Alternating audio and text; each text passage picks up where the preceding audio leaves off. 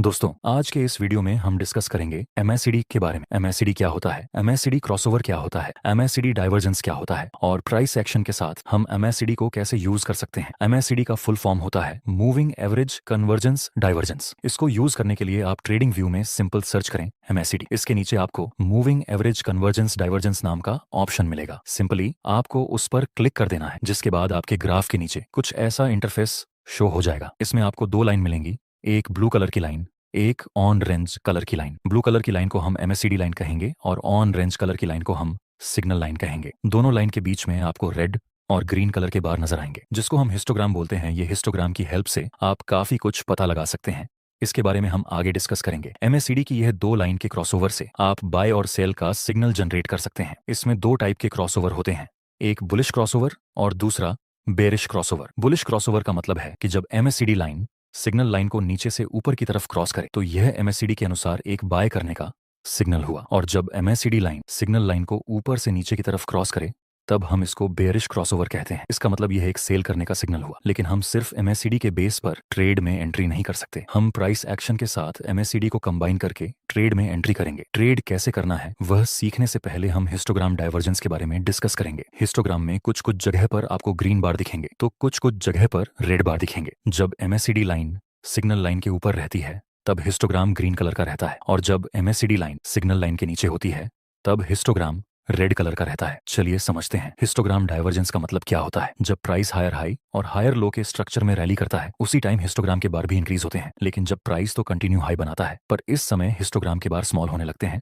और इसका कलर भी डार्क ग्रीन में से लाइट ग्रीन होने लगता है। इसका मतलब अब यहाँ बायर्स को बाय करने में ज्यादा इंटरेस्ट नहीं है। आगे हो सकता है कि प्राइस साइडवे हो जाए या फिर रिवर्स हो जाए। अब इस ट्रेंड की स्ट्रेंथ पहले जैसी नहीं रही। इसको हम बेयरिश डाइवर्जेंस बोलते हैं। इसी तरह जब प्राइस लोअर लो और लोअर हाई के स्ट्रक्चर में नीचे गिरता है, साथ ही में हिस्टोग्राम के बार भी बड़े रहते हैं, पर आगे प्राइस तो कंटिन्यू नीचे लोअर लो और लोअर हाई का फॉर्मेशन बनाता है, लेकिन हिस्टोग्राम के बार स्मॉल होने लगते हैं।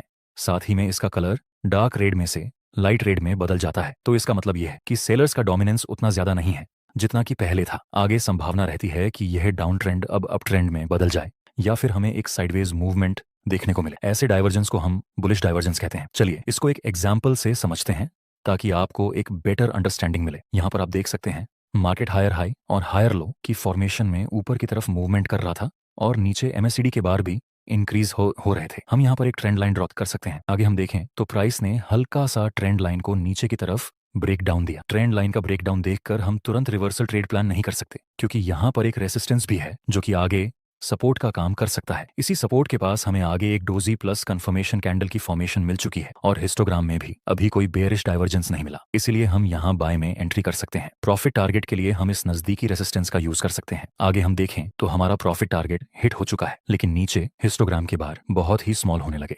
मतलब इस वक्त यहाँ बायर्स बाय करने में ज्यादा इंटरेस्टेड नहीं है, इसलिए ऐसी स्थिति में अपना प्रॉफिट बुक कर लेना ही समझदारी वाला काम रहेगा। इस वक्त हम प्रॉफिट टारगेट को ट्रेल करने में ज्यादा इंटरेस्टेड नहीं है, क्योंकि हिस्टोग्राम भी एक डाइवर्जेंस शो कर रहा है। नेक्स्ट, प्राइस थोड़ा सा साइडवेज होने के बाद डाउन ट्रेंड में रिवर्स हुआ। दोस्तों, अगर हमने इस जगह पर हिस्टोग्राम के डाइवर्जेंस को चेक ना किया होता और 50% प्रॉफिट यहाँ बुक किया होता, बाकी प्रॉफिट टारगेट को हमने ट्रेल करने के बारे में सोचा होता, तो यहाँ हमारा कंप्लीट प्रॉफिट लेने का मोटिव इनकम्प्लीट रहता। इसलिए आपको ऐसी स्थिति में एक बार एमएससीडी जरूर चेक कर लेना चाहिए। चलिए एक दूसरा एग्जाम्पल देखते हैं। यहाँ पर मार्केट नीचे आ रहा था और अभी अभी ये रिसेंट सपोर्ट ब्रेक हो चुका है। अब हमारे पास एक प्रॉपर डाउन ट्रेंड है। अब हम वेट करेंगे कि प्राइस फिर से ये सपोर्ट जो आगे रेजिस्टेंस का काम करेगा वहां पर प्राइस रिटेस्ट करने के लिए आए और कोई बेयरिश सिग्नल मिले, तब हम सेल में एंट्री करने का प्लान बनाएंगे। नेक्स्ट, प्राइस आता है इस रेजिस्टेंस के पास और बेयरिश कैंडल की फॉर्मेशन भी बन चुकी है। प्राइस एक्शन के अनुसार यह एक सेल करने का सिग्नल है, लेकिन ट्रेड में एंट्री करने से पहले हम एक बार एमएससीडी को जरूर चेक करेंगे। दोस्तों, यहाँ एमएससीडी के हिस्टोग्राम में शुरुआत में बड़े बड़े रेड बार्स बन रहे थे, लेकिन जब प्राइस ने सपोर्ट को ब्रेक किया तब हिस्टोग्राम के बार्स बहुत ही स्मॉल होने लगे। मतलब एमएससीडी के अनुसार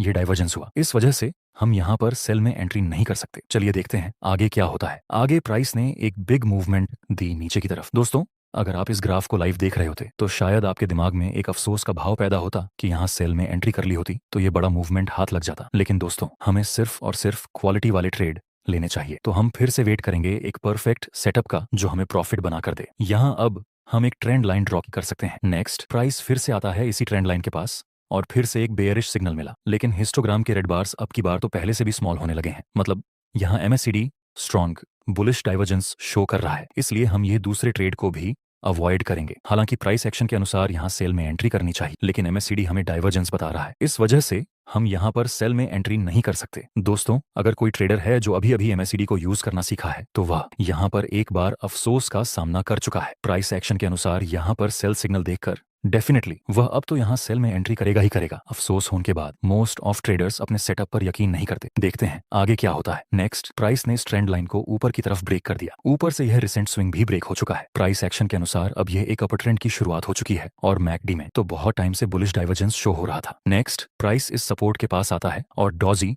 और कंफर्मेशन कैंडल की फॉर्मेशन बनती है। अब हम बाय में एंट्री कर सकते हैं। टारगेट हम इस रेजिस्टेंस के पास रखेंगे और स्टॉप लॉस बहुत ही स्मॉल, डोजी के लो से थोड़ा नीचे। नेक्स्ट, हम देखें तो कुछ ही समय में हमारा प्रॉफिट टारगेट हिट हो गया। दोस्तों, मैंने बोला था आपको कि हमें सिर्फ क्वालिटी वाले ट्रेड लेने हैं। ये क्वालिटी ट्रेड था। आपको भी इसी तरह शांत दिमाग के साथ काम करना है। दोस्तों, ये स्ट्रेटेजी थी तो एमएससीडी के हिस्टोग्राम के डाइवर्जेंस की। शुरुआत में मैंने आपको एक और स्ट्रेटेजी भी बताई थी, याद कीजिए, एमएससीडी लाइन और सिग्नल लाइन के क्रॉसओवर के बारे में। चलिए इसको देखते हैं। इसको भी आपको प्राइस एक्शन के साथ कंबाइन करके यूज करना है, जिससे कि आपको बेटर रिजल्ट मिल सके। जैसे कि यहाँ पर मार्केट लोअर लो और लोअर हाई की फॉर्मेशन में नीचे आ रहा है, तो हम एक ट्रेंड लाइन ड्रॉ कर देंगे। ये ट्रेंड लाइन को मार्केट ऑलरेडी 4 बार टच कर चुका है। नेक्स्ट, प्राइस ने इस इंपॉर्टेंट ट्रेंड लाइन को ऊपर की तरफ ब्रेक कर दिया है और बहुत ही ज्यादा मूवमेंट मिल चुका है ऊपर की तरफ। रिसेंट स्विंग भी ब्रेक हो चुका है। अब हम वेट करेंगे कि हमें एक पुल बैक मिले। नेक्स्ट, प्राइस हल्का सा नीचे आता है और हैमर प्लस कंफर्मेशन कैंडल का निर्माण हुआ। दोस्तों, एमएससीडी की लाइन सिग्नल लाइन को नीचे से ऊपर की तरफ ब्रेक कर चुकी है। अब प्राइस एक्शन के अनुसार भी यह बाय का सिग्नल है और एमएससीडी लाइन का बुलिश क्रॉसओवर भी। अब हम बाय में एंट्री कर सकते हैं। इसमें भी हमारा स्टॉप लॉस बहुत ही स्मॉल रहेगा और प्रॉफिट टारगेट इस रेजिस्टेंस तक रखेंगे। नेक्स्ट, हमारा प्रॉफिट टारगेट कंप्लीट हो चुका है और आगे एमएससीडी में बियरिश सिग्नल मिल रहा है, जो कि सेल करने का सिग्नल है। ऊपर से शूटिंग स्टार और कंफर्मेशन कैंडल का सिग्नल भी मिल रहा है। तो क्या अब हम सेल में एंट्री कर सकते हैं? बिल्कुल भी नहीं। सबसे पहली बात तो यह कि यह एक